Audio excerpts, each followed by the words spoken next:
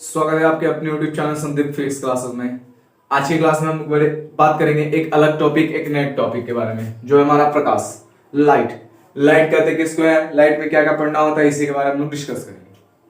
तो देखिए ध्यान से हम लोग लाइट के बारे में देखेंगे, लाइट कैसे रिफ्लेक्ट करता है, इस तरह से हम लोग देखेंगे। ध्रुवण है, इसका विवर्तन है, व्यतिकरण है, पूर्णांतिक प्रवर्तन है, इससे रिलेटेड सारे टॉपिक्स, सारे डाउट्स को क्लियर करेंगे प्रकाश से रिलेटेड। तो सबसे पहला हमारा क्वेश्चन जो आता है वो प्रकाश से रिलेटेड ये आता है कि प्रकाश होता क्या है। सबसे पहला क्वेश्चन क्या आता है, प्रकाश होता क्या है। तो देखिए बाबू, प्रकाश जो है एक प्रकार की ऊर्जा है। प्रकाश क्या है? प्रकाश एक प्रकार की ऊर्जा है जो किसी वस्तु को देखने में हमारी आंखों को संवेदना प्रदान करवाता है। क्या है प्रकाश? प्रकाश एक प्रकार की ऊर्जा है जो किसी वस्तु को देखने में हमारी आंखों को संवेदना प्रदान करवाता है। एक्चुअली बात सही है कि यदि प्रकाश नहीं होता तो हम किसी वस्तु को आसानी पूर्वक देख नहीं पाते। यानी दिन में तो हमारा क्या है, बोल सकते हैं कि प्रकाश होता ही नहीं तो हम लोग किसी वस्तु को आसानी रूप से देख नहीं पाते। यानी प्रकाश जो है किसी वस्तु पर पड़ के उसे क्या बना देता है, प्रकाशमय बना देता है। इस तरह से एक और डिफिनेशन इस तरह से हो सकता है कि प्रकाश वह ऊर्जा है, प्रकाश वह भौतिक कारक है जो किसी वस्तु पर पड़कर उसे दृश्यमान बना देता है। या इस तरह से और भी बोल सकते हैं, प्रकाश एक ऊर्जा है जो खुद तो अदृश्य है लेकिन किसी वस्तु पर पड़कर उसे दृश्यमान बना देता है। ठीक है ना। तो ये हमारी प्रकाश जो है हमारे जर्नल लाइफ के लिए बहुत ही ज्यादा इंपॉर्टेंट पार्ट्स है। ठीक है, बहुत इंपॉर्टेंस। इसे पढ़ने में हमें बहुत मजा आएगा और बहुत इंटरेस्टिंग चैप्टर है, तो ध्यान से आप इसे पढ़िएगा तो आपको कुछ दिक्कत होने वाली नहीं है। तो चलिए स्टार्ट करते हैं प्रकाश। देखिए, तो प्रकाश को हम लोग जनरली दो तरीकों से पढ़ते हैं। एक होता है हमारा कणिक सिद्धांत, एक होता है क्या, कणिक सिद्धांत, और दूसरा हमारा होता है तरंग सिद्धांत। एक होता है कणिक सिद्धांत और दूसरा क्या होता है, तरंग सिद्धांत। कणिक सिद्धांत किसे कहते हैं और तरंग सिद्धांत किसे कहते हैं? कणिक सिद्धांत कहने का मतलब है ये एटम के बारे में, यानी कि एटॉमिक स्ट्रक्चर के बारे में, इसमें जो भी आ जाएगा कण के बारे में आ जाएगा। प्रकाश के कण के सिद्धांत इसमें पढ़ना है। ठीक है ना। और ये हमारा जो तरंग यानी वेव थ्योरी पढ़ना है, इसमें प्रकाश का वेव थ्योरी पढ़ना है। ठीक है, तो वेव थ्योरी पढ़ना है। और एक हमारा इस तरह से बोल सकते हैं, कणिक सिद्धांत पढ़ना है और एक हमारा तरंग सिद्धांत पढ़ना है। एक वेव थ्योरी हो जाएगा, एक एटम थ्योरी हो जाएगा, है ना। तो इस तरह से हम लोग क्या करेंगे, प्रकाश को क्या करेंगे, डिस्क्राइब या बोल सकते हैं रिप्रेजेंट करके हम लोग धीरे धीरे करके सारी चीजों को हम लोग देखेंगे। तो सबसे पहले देखिएगा हमारा कणिक सिद्धांत का सबसे पहला टॉपिक या पहला पॉइंट्स क्या है वो देखिएगा। प्रकाश जो देखिए इस सिद्धांत के कणिक सिद्धांत, इस सिद्धांत के अनुसार प्रकाश फोटोन या क्वांटा नामक कण के मिलने से बना। फोटोन या क्वांटा नामक कण के मिलने से बना। देखिए कणिक सिद्धांत में क्या क्या पढ़ना है मैं देख लेते हैं। कणिक सिद्धांत में इतनी सारी बातें हैं, क्या क्या ज्ञात होता है कणिक सिद्धांत से। देखिए इस सिद्धांत के अनुसार प्रकाश फोटोन या क्वांटा नामक कण के मिलने से बना है। दूसरा पॉइंट हमारा हो जाएगा, प्रकाश सरल रेखा में गमन करता है। ये तो बात सही है ना, ये समझ में आता होगा, सरल रेखा में ही गमन करता है। ये प्रकाश कभी वक्र रेखा में गमन नहीं करता है, ये हमेशा सरल रेखा में ही गमन करता है। तो देखिए ऐसे आप प्रूव करना चाहेंगे तो कर सकते हैं। मान लेते हैं कि एक छोटी सी नली ले ले, एक छोटा सा नली, वो इस तरह से मान लेते हैं एक नली ले ले, ये बोल सकते हैं निर्वात पाइप ले लेंगे। ठीक है ना। यहां पर किसी वस्तु की यहां से हम टॉर्च को क्या करेंगे, टॉर्च को हम लोग जलाएंगे तो इसका जो प्रकाश है यहीं पर आकर रुक जाएगा, ना कि इधर चला जाएगा, है ना। इसका प्रकाश यहीं तक आकर रुक जाएगा। कहने का मतलब ये हमेशा किस रेखा में गमन करता है, सीधी रेखा में गमन करता है, या वक्र रेखा में गमन नहीं करता है, यह हमेशा सीधी रेखा में गमन करता है। यानी इसका प्रकाश हमारा यहीं आकर रुकेगा, ना कि इधर चला जाएगा। यानी ये वाला जो आपका पार्ट्स है वो पूरा का पूरा प्रकाशमय बना देगा, लेकिन ये वाला पार्ट्स प्रकाशमय बनाने के लिए आपको यहां से किसी लाइट को व्यवस्था करना पड़ेगा। तो देखिए यहां पर से लाइट व्यवस्था कीजिएगा तो आप क्या हो जाएगा, ये वाला भी एरिया क्या हो जाएगा, प्रकाशमय हो जाएगा। तो कह सकते हैं कि प्रकाश हमेशा सीधी रेखा में गमन करता है, वक्र रेखा में गमन नहीं करता है। और कहने की बात है ध्वनि, तो ध्वनि आप लोग जानते हुए 3 डायमेंशनल है, किसी भी दिशाओं में गमन कर सकता है। चलिए देखिए थर्ड पॉइंट देखेंगे। इस सिद्धांत को न्यूटन ने दिया था। इस सिद्धांत को किसने दिया था, न्यूटन ने दिया। यानी कणिक सिद्धांत किसने दिया था, न्यूटन ने दिया था। लेकिन इसके साथ एक और वैज्ञानिक थे जिनका नाम था आइंस्टीन, वो इस सिद्धांत का समर्थन किया था न्यूटन के बारे में। यानी न्यूटन ने जो बात कहा था उनका समर्थन कौन किया था, आइंस्टीन ने। आइंस्टीन जो ऐसे वैज्ञानिक थे जो न्यूटन की इस बातों को, यानी कणिक सिद्धांत के बारे में इनका समर्थन किया था। फोर्थ पॉइंट हमारा हो जाएगा, इसके द्वारा इस सिद्धांत के द्वारा प्रकाश का प्रवर्तन अपवर्तन, देखिएगा ध्यान से, प्रकाश का प्रवर्तन अपवर्तन, पूर्ण आंतरिक प्रवर्तन, प्रकाश विद्युत प्रवाह की व्याख्या की जा सकती है। किस चीज की व्याख्या की जा सकती है? सबसे पहला जो हमारा आएगा परावर्तन, उसके बाद आ जाएगा अपवर्तन, उसके बाद आ जाएगा पूर्ण आंतरिक परावर्तन, उसके बाद आ जाएगा प्रकाश विद्युत प्रवाह, ठीक है ना, उसके बाद आ जाएगा हमारा वही है बस 1 2 3 4, इन 4 चीजों की व्याख्या हम लोग आसानी से कर सकते थे कणिक सिद्धांत की सहायता से। क्या क्या? प्रवर्तन, अपवर्तन, पूर्णांतरिक प्रवर्तन, प्रकाश विद्युत प्रवाह की व्याख्या की जा सकती है। अब देखेंगे फिफ्थ पॉइंट में हमारा इसके द्वारा व्यतिकरण, विवर्तन और ध्रुवण की व्याख्या नहीं की जा सकती है। इसके द्वारा व्यतिकरण, विवर्तन और ध्रुवण की व्याख्या नहीं की जा सकती है। तो देखिए यानी जनरली हम लोग 4 चीजों की व्याख्या कर सकते हैं और बाकी जो बचे हैं प्रकाश से रिलेटेड उसकी व्याख्या नहीं कर सकते हैं। और बचा देखिए यह हमारा था कणिक सिद्धांत। कणिक सिद्धांत में इतने सारे पॉइंट्स है जो हमें पढ़ने थे और पढ़ने भी हैं, आगे पढ़ाएंगे भी आपको। तो सबसे पहले हम लोग कणिक सिद्धांत के बारे में पढ़ेंगे, उसके बाद तरंग सिद्धांत के बारे में पढ़ेंगे। तो चलिए देखते हैं तरंग सिद्धांत का पॉइंट्स। देखिए तरंग सिद्धांत का पॉइंट्स में देखेंगे, यह सिद्धांत किसने दिया था? हाइगेंस नामक वैज्ञानिक ने दिया था। यह सिद्धांत हाइगेंस नामक वैज्ञानिक ने दिया था। उसके बाद इस सिद्धांत से प्रकाश विद्युत प्रवाह की व्याख्या नहीं की जा सकती है। देखिए यहां पर आपने देखा कि प्रकाश विद्युत प्रवाह की व्याख्या इस सिद्धांत से, कणिक सिद्धांत से की जा सकती है, लेकिन तरंग सिद्धांत से प्रकाश विद्युत प्रवाह की व्याख्या नहीं की जा सकती है। उसके बाद देखिएगा इस सिद्धांत की सहायता से प्रकाश का प्रवर्तन, अपवर्तन और पूर्ण आंतरिक प्रवर्तन, ध्रुवण, विवर्तन, व्यतिकरण की व्याख्या की जा सकती है। यानी इसमें सारे आ जाते हैं केवल प्रकाश विद्युत प्रवाह को छोड़कर। जो प्रकाश विद्युत प्रवाह को छोड़कर जितने सारे हैं वो हम लोग तरंग सिद्धांत की सहायता से ज्ञात कर सकते हैं। तो देखिएगा अब हमारा आ जाएगा थर्ड पॉइंट देख लिया, फोर्थ पॉइंट देखेंगे। मैक्सवेल ने प्रकाश के लिए विद्युत चुंबकीय तरंग दिया था। मैक्सवेल ने प्रकाश के लिए कौन सा तरंग दिया था? विद्युत चुंबकीय तरंग, इलेक्ट्रोमैग्नेटिक वेव दिया था, ठीक है ना, इलेक्ट्रोमैग्नेटिक वेव का सिद्धांत दिया था। अगला जो वैज्ञानिक हमारे हैं वो है डी ब्रॉगली। डी ब्रॉगली ने प्रकाश के लिए द्वैत सिद्धांत दिया था। दोहरा सिद्धांत, द्वैत सिद्धांत दिया था। कौन दिया था द्वैत सिद्धांत? डी ब्रॉगली नामक वैज्ञानिक, जो ऐसे वैज्ञानिक थे वो प्रकाश के लिए द्वैत सिद्धांत दिए थे, डुअल नेचर दिए थे। कौन दिए थे? डी ब्रॉगली ने दिया था डुअल नेचर। समझ में आया? इतनी सारी जो बातें हैं वो हमें पढ़ने हैं तरंग सिद्धांत में, और ये जो बाकी बचे हैं वो हमें पढ़ने किसमें? कणिक सिद्धांत में। तो इस तरह से हम पार्ट बाय पार्ट करके हम लोग सारी चीजों को गणना करेंगे, सारी चीजों को ध्यानपूर्वक पढ़ेंगे और आपको आपकी इस चैप्टर को बहुत इंटरेस्टिंग और बहुत मजेदार बना देंगे। तो कृपया आप मेरे चैनल को आराम से कृपया हमारे वीडियो को स्किप ना करें और ध्यानपूर्वक हमारे वीडियो को देखें। बिना स्किप के हमारे वीडियो को देखिएगा तो जरूर से जरूर आपको समझ में आ जाएगा।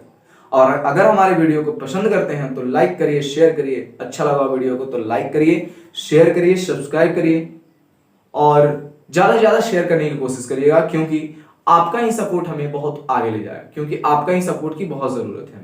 ठीक है, आपके लिए नए नए वीडियो, नए नए कॉन्सेप्ट के साथ आपके साथ आते हैं। आपको ये वीडियो अच्छा लगे तो प्लीज लाइक और शेयर कमेंट जरूर करिएगा।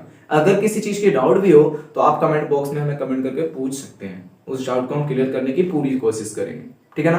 तो देखिए, और यदि आप शेयर करते हैं तो आपको दोस्तों को भी मौका मिल सकेगा हमारी वीडियो को देखने के लिए, उन्हें भी अच्छा लगेगा तो वो भी हमारे चैनल को सब्सक्राइब करेंगे, शेयर करेंगे, है कि नहीं? तो प्लीज सपोर्ट मी। चलो, तो अब आगे देखते हैं कौन सा सिद्धांत हमें कब, मतलब कौन सा सिद्धांत हमें अभी पढ़ने में ज्यादा अच्छा लगेगा।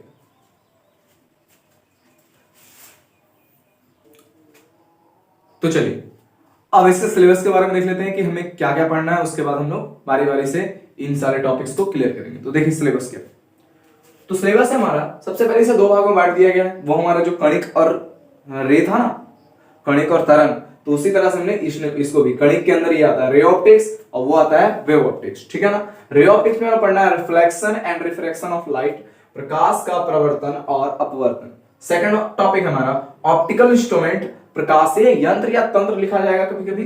ठीक है, डिस्परेशन ऑफ लाइट, प्रकाश का वर्ण विक्षेपण। उसी तरह से हम लोग वेव ऑप्टिक्स में पढ़ेंगे Huygens wave theory, Huygens wave theory. और देखिए जैसे मतलब हाइगेंस वेव थ्योरी पढ़ना है, हाइगेंस का तरंग सिद्धांत और प्रकाश का व्यतिकरण पढ़ना है। उसी तरह से प्रकाश का विवर्तन और ध्रुवण पढ़ना है, diffraction and polarization of light पढ़ना है। ठीक है ना? ये सारे टॉपिक्स जो है हमें 2 चीजों में कवर करने हैं, एक हमारा रे ऑप्टिक्स, दूसरा हमारा वेव ऑप्टिक्स। सबसे पहले हम लोग पढ़ेंगे रे ऑप्टिक्स के बारे में। रे ऑप्टिक्स एक्चुअली में होता क्या है और रे ऑप्टिक्स के बारे में हम लोग गणना करेंगे। तो चलिए हम लोग स्टार्ट करते हैं रे ऑप्टिक्स। तो चलिए अब हम लोग पहला टॉपिक जो था हमारा रे ऑप्टिक्स में, वो हमारा पहला टॉपिक क्या है, reflection and refraction of light, प्रकाश का प्रवर्तन और अपवर्तन देखेंगे। तो सबसे पहले प्रकाश का प्रवर्तन किसे कहते हैं, ठीक है ना। तो प्रकाश का प्रवर्तन होता क्या, तो सुनिएगा। जब प्रकाश की किरण किसी सतह से टकराने के बाद, जब प्रकाश की किरण किसी सतह से टकराने के बाद उसी माध्यम में वापस लौट जाता है, उसे प्रकाश का प्रवर्तन कहते हैं। क्या बोलेंगे, जब प्रकाश की किरण किसी सतह से टकराने के बाद उसी माध्यम में लौट जाता है, उसे प्रकाश का प्रवर्तन कहते हैं। लिखने का मन होगा आप कॉपी निकालिएगा, कॉपी को सामने रखिएगा, उसके बाद उसको लिखते भी चलिएगा, नोट करते चलिएगा, ठीक है ना। क्या देखिए प्रकाश का प्रवर्तन, अब देखिए इसका डायग्राम देख लेंगे हम लोग। सबसे पहले प्रकाश से प्रवर्तन का डायग्राम देखेंगे कि प्रकाश से प्रवर्तन का डायग्राम एक्चुअली में होता क्या है, देखते हैं। तो सबसे पहले प्रकाश से प्रवर्तन का डायग्राम, उसी माध्यम में लौट जाएगा ना। चलिए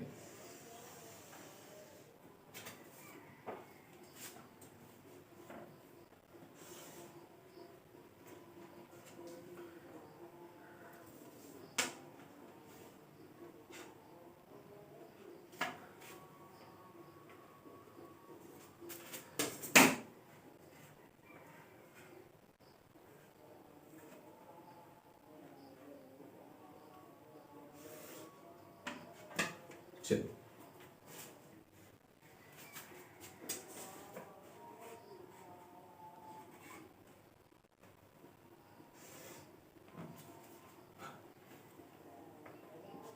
इसको हम लोग मान लेंगे आपतित किरण।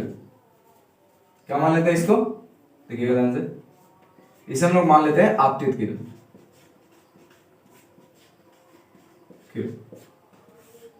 ठीक है ना। इसको मान लेते हैं हम लोग परावर्तित किरण, रिफ्लेक्ट हो रहा है ना, रिफ्लेक्टिव रेज।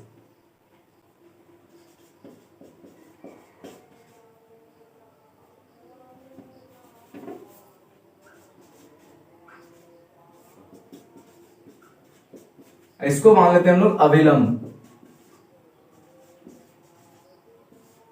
ठीक है, ये देखिए ये वाला जो हमारा सतह है, क्या है ये क्या है, सतह।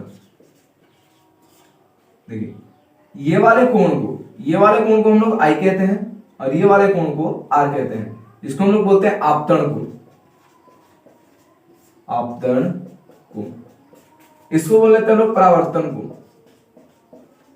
परावर्तन कोण। ठीक है ना।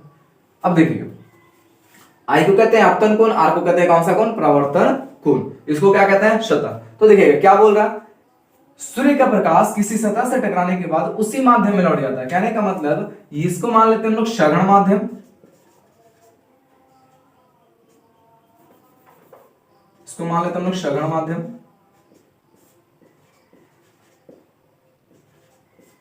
ठीक है ना। और ये वाले नीचे वाले माध्यम को मान लेते हैं विरल माध्यम।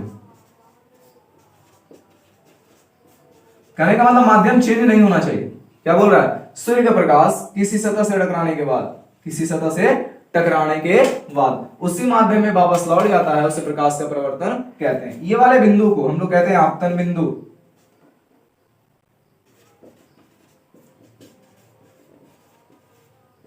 ठीक है, ये वाले बिंदु को क्या कहते हैं, आपतन बिंदु। सूर्य का प्रकाश किसी सतह से टकराने के बाद उसी माध्यम में वापस लौट जाता है, उसे प्रकाश का प्रवर्तन कहते हैं। ये हमारा डायग्राम है, जिसमें हम लोग इसे बोलते हैं आपतित किरण, इसे बोलते हैं परावर्तित किरण, इसे बोलते हैं अभिलंब। और ये दोनों के बीच में जो कोण बनता है, अभिलंब और परावर्तित किरण के बीच में जो कोण बनता है उसे परावर्तन कोण कहते हैं। अभिलंब और आपतित किरण के बीच में जो कोण बनता है उसे आपतन कोण कहते हैं। ये वाले बिंदु को हम लोग कहते हैं आपतन बिंदु। ये नीचे ये वाला, इसको क्या कहते हैं, सतह कहते हैं। ऊपर को हमने माना सघन माध्यम, तो नीचे को क्या माना हमने, विरल माध्यम। तो इस प्रकार से हमने क्या किया, इसका डायग्राम, इसका स्ट्रक्चर लिखा। इससे दो नियम निकलते हैं, प्रकाश के प्रवर्तन के नियम को देख लेते हैं इस बार। चलिए नियम देखते हैं ना, प्रकाश के प्रवर्तन के नियम। तो प्रकाश के प्रवर्तन से रिलेटेड दो नियम है। कितने नियम है, दो। सबसे पहला नियम हो जाएगा ये आपतित किरण। ये देखिए आपतित किरण, प्रवर्तित किरण, आपतित किरण, प्रवर्तित किरण और आपतन बिंदु पर डाला गया विलंब, तीनों एक ही तल पर होता है। आपतित किरण, प्रवर्तित किरण और आपतन बिंदु पर डाला गया विलंब तीनों एक ही तल पर होता है। क्या लिख सकते हैं, आपतित, किरण, परावर्तित किरण, किरण और आपतन बिंदु पर, आपतन बिंदु पर डाला गया अविलंब क्या होता है? अविलंब एक ही तल पर होता है, एक ही तल पर होता है, ठीक है ना। आपतित किरण, प्रवर्तित किरण और आपतन बिंदु पर डाला गया अविलंब तीनों एक ही तल पर होता है। सेकंड जो हमारा इसका रूल हो जाएगा वो देखिएगा, आपतन कोण का मान प्रवर्तन कोण के मान के बराबर होता है, ठीक है ना। आपतन कोण, आपतन कोण इज इक्वल टू प्रवर्तन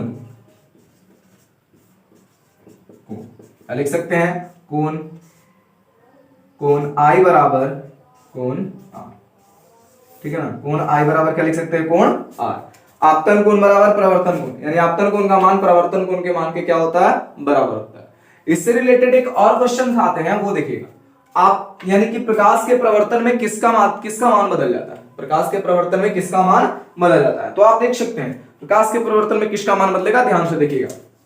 देखिए जितना कोण बनाकर आपतित हो रहा है उतना ही कोण बनाकर वापस चला जा रहा है। ये देखिए जिस रेट यानी कि जितना कोण बनाकर आपतित हुआ उतना ही कोण बनाकर वापस गया, तो इसकी आवृत्ति सेम रहती है, ठीक है ना। इसकी आवृत्ति प्रकाश के प्रवर्तन में प्रकाश की आपतित किरण की आवृत्ति और प्रवर्तित किरण की आवृत्ति दोनों सेम रहती है, उसका तरंगदैर्घ्य भी सेम रहता है। देखिए ये वाले सतह के साथ जितना कोण बनाकर आपतित हुआ है, ये वाले सतह के साथ उतना ही कोण बनाकर परावर्तित हुआ। देखिएगा ध्यान से, बस इसका क्या बदल रहा है, वो रास्ता बदल रहा है, यानी इस रास्ते से आया था और इस रास्ते से वापस चला गया। तो यहां से एक पॉइंट और लिख सकते हैं कि प्रकाश के प्रवर्तन में पथ बदल जाता है। पथ क्या हो जाता है? बदल जाता है। प्रकाश के प्रवर्तन में पथ बदल जाता है। प्रकाश के प्रवर्तन में हमेशा क्या बदल जाएगा? पथ बदल जाएगा। पथ हमेशा बदल जाएगा प्रकाश के प्रवर्तन में, समझ लो।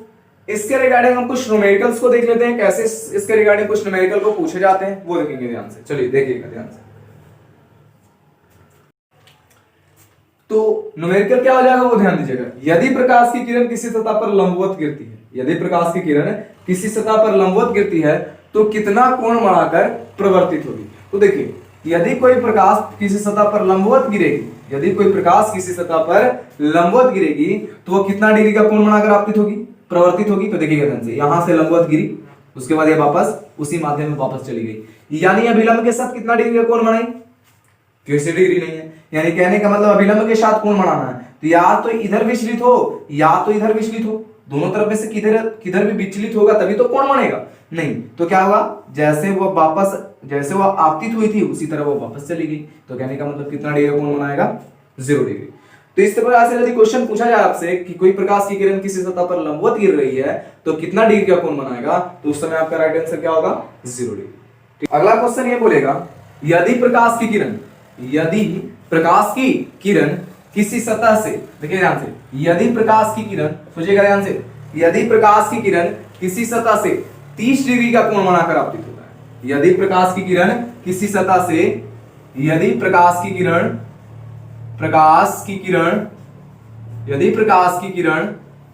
किसी सतह से 30 डिग्री का कोण बनाता है, 30 डिग्री का कोण बनाता है। कितना डिग्री का कोण बनाता है? 30 डिग्री का। यदि प्रकाश की किरण किसी सतह से 30 डिग्री का कोण बनाता है या 30 डिग्री का कोण बनाकर आपतित होता है, यदि प्रकाश की किरण किसी सतह से 30 डिग्री का कोण बनाकर आपतित होता है तो परावर्तन कोण का मान कितना होगा? यदि प्रकाश की किरण किसी सतह से 30 डिग्री का कोण बनाकर आपतित होता है तो परावर्तन कोण का मान कितना होगा? तो देखिएगा ध्यान से, परावर्तन कोण का मान निकालना है ना। देखिए इस तरह से एक डायग्राम बनाएंगे, बना लिया। ये वाला देखिएगा, ये हमारा सतह है। क्या बोला है? प्रकाश की किरण किसी सतह से, यानी सतह कहने का मतलब इसके साथ जो कोण बनाएगा, तो कितना डिग्री का कोण बना है इसके साथ? कितना डिग्री है? 30 डिग्री। किसी सतह से 30 डिग्री का कोण बनाकर आपतित हो रहा है। ध्यान दीजिएगा, सतह बोला गया है तो बताइए यहां से यहां तक का वैल्यू कितना होता है, ये टोटल का टोटल कितना डिग्री है, 90 डिग्री। तो 30 डिग्री यहां बना दिया तो बचा कितना डिग्री है, 60 डिग्री। जब ये वाला 60 डिग्री है तो हम एक फॉर्मूला या एक नियम पढ़े थे कि कोण आई जो होता है वो बराबर होता है किसके, कोण आर के। तो कोण आई आर के बराबर होता है, यदि आई का वैल्यू कितना है 60 है तो आर का वैल्यू भी कितना हो जाएगा 60। तो यहां पर परावर्तन कोण का मान कितना हो जाएगा बाबू, 60 डिग्री, यानी आर बराबर कितना डिग्री, 60 डिग्री। क्वेश्चन आपसे पूछा था परावर्तन कोण का मान निकालने के लिए, तो परावर्तन कोण का मान कितना हो जाएगा 60 डिग्री। तो इस तरह से आप क्या कर सकते हैं, ज्ञात कर सकते हैं। और भी कुछ देखेंगे तो देखिएगा ध्यान से, अगला जो क्वेश्चन है, मान लेते हैं प्रकाश की किरण किसी सतह से ना देकर, मान लेते हैं प्रकाश की किरण, मान लेते हैं प्रकाश की किरण अविलंब के साथ, मान लेते हैं प्रकाश की किरण किसके साथ, अविलंब के साथ। अगला क्वेश्चन देखिएगा, मान लेते हैं प्रकाश की किरण किसी अविलंब के साथ, अविलंब के साथ 30 डिग्री का कोण बनाता है, किसके साथ, अविलंब के साथ। ध्यान दीजिए अगला क्वेश्चन, प्रकाश की किरण किसी अविलंब के साथ कितना डिग्री का कोण बनाकर आपतित हो रहा है, 30 डिग्री का अविलंब के साथ बना रहा है। देखिएगा ध्यान से,